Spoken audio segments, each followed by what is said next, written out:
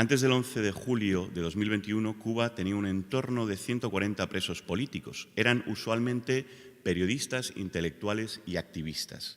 Además, más de 11.000 personas en Cuba estaban condenados de 1 a 4 años por condenas predelictivas porque, según el Código Penal de Cuba, se les observa textual una conducta contraria a la moral socialista, por lo que eran proclives, textual, a cometer un delito en el futuro, 11.000 personas. En las cárceles de Cuba había en 2019 más de 90.000 presos. Además, otros 37.500 exactamente, tenían condenas de trabajo forzado o control domiciliar.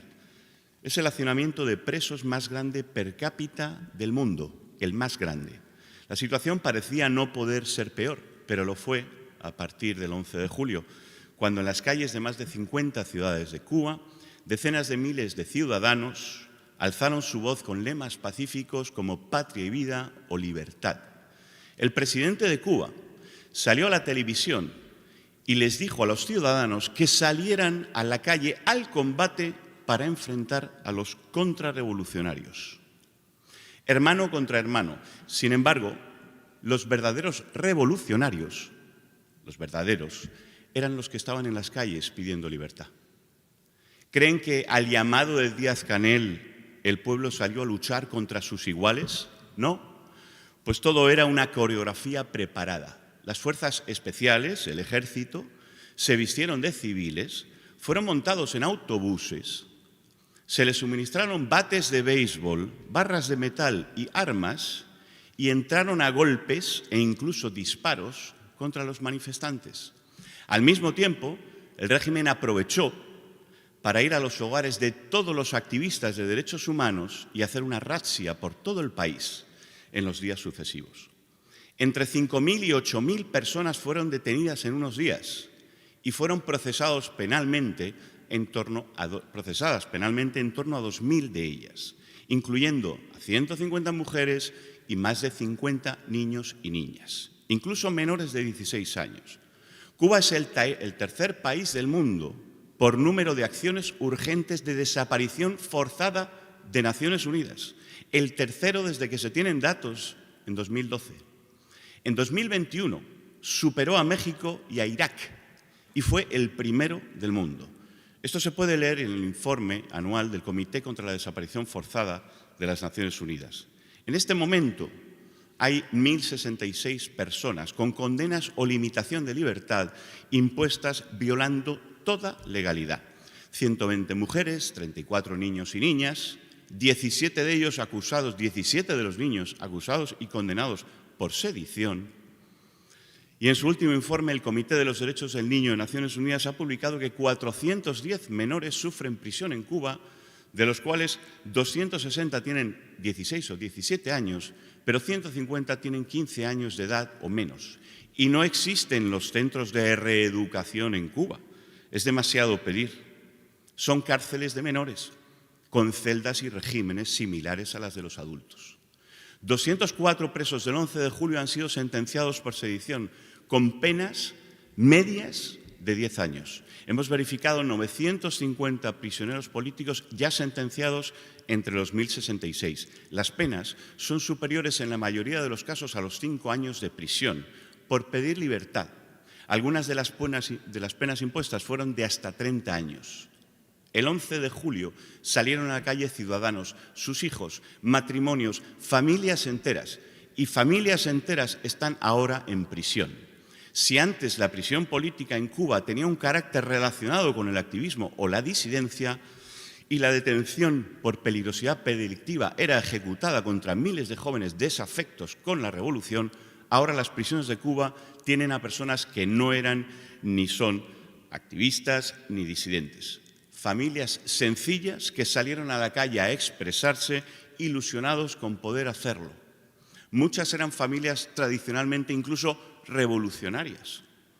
Pero esta represión no es coyuntural, no es perentoria, no es ocasional, como ha dicho muy bien el comisionado, que he estado escuchando atentamente, y lo puedo asegurar porque llevamos años estudiando esta cuestión. En primer lugar, la represión es estructural en términos del proceso penal. Los 2.000 procesamientos penales que han tenido lugar en Cuba estos casi 2 años han tenido 7 patrones violatorios estructurales en Cuba que hemos comprobado analizando 500 de esos casos junto con juristas del Consejo General de la Abogacía Española y cuya primera remesa presentamos el 2 de marzo en su sede central en Madrid. Primero, la totalidad de las víctimas fueron llevadas a prisión preventiva y otras medidas de privación de libertad cautelar por orden del policía, al que llaman instructor, pero es un policía, y por los fiscales, es decir, la parte acusadora, sin que juez alguno conociera siquiera las causas o a los acusados, sin tutela judicial alguna. Pues así lo establece la ley del proceso penal en Cuba, la anterior y la actual. Segundo, ninguno de los acusados ha disfrutado de abogado defensor.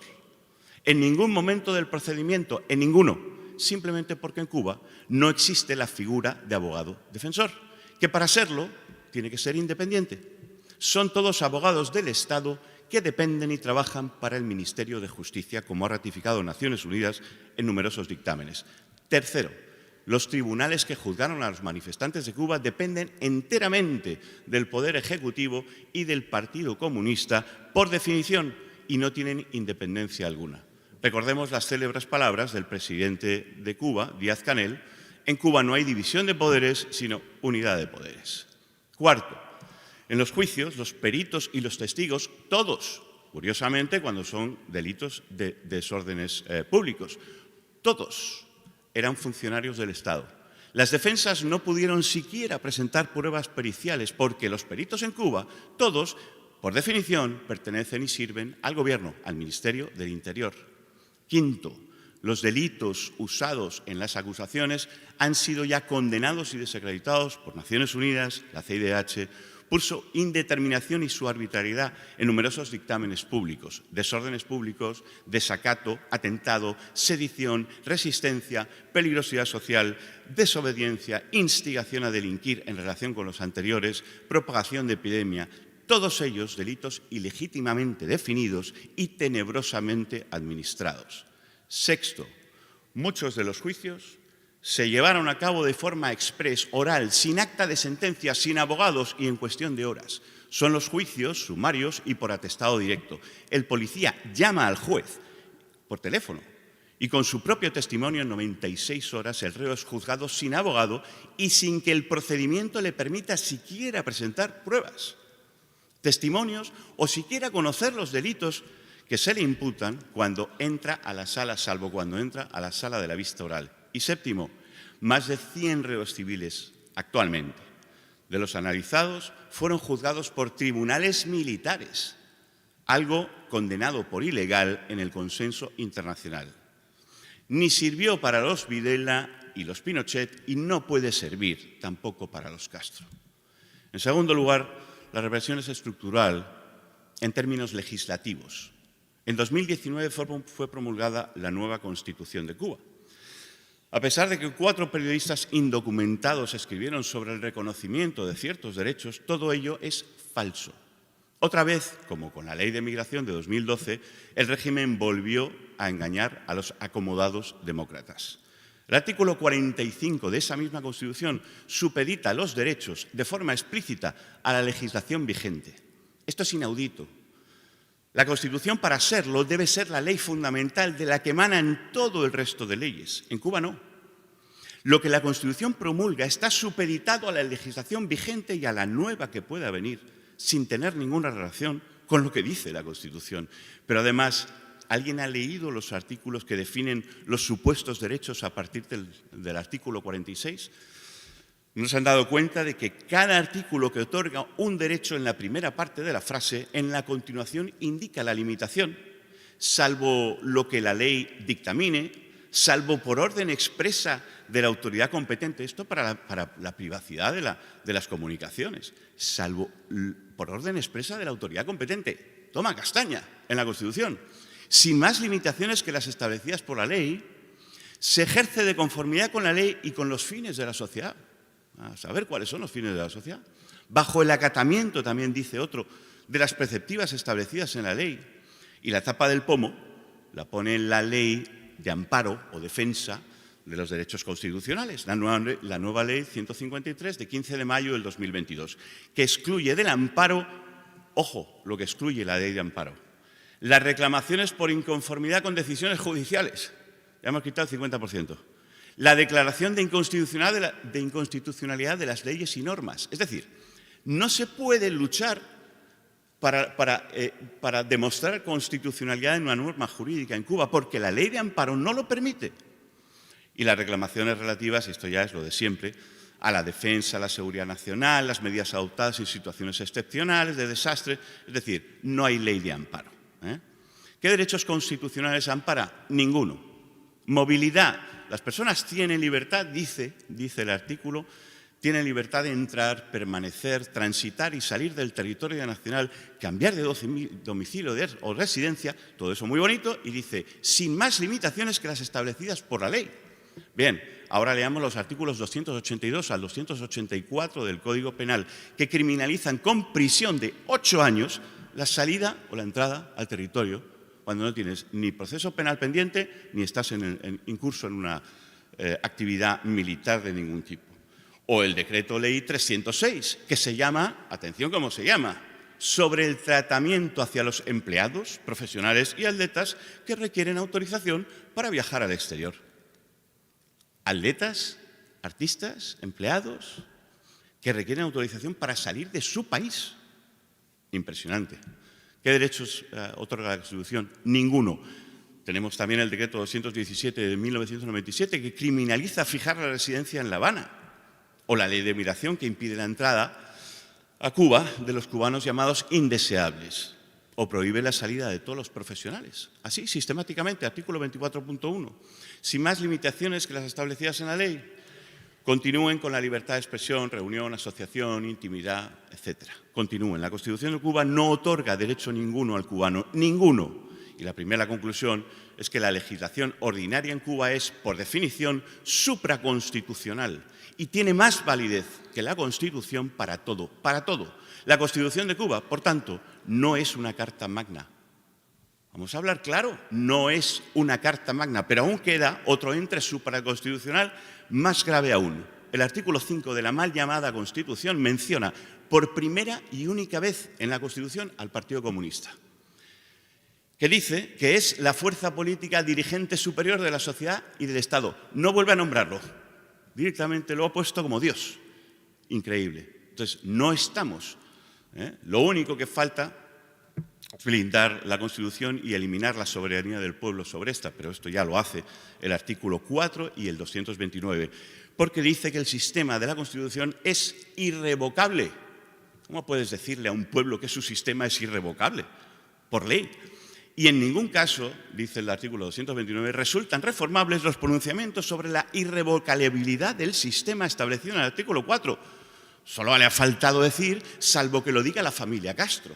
Es lo único que le falta decir a ese artículo.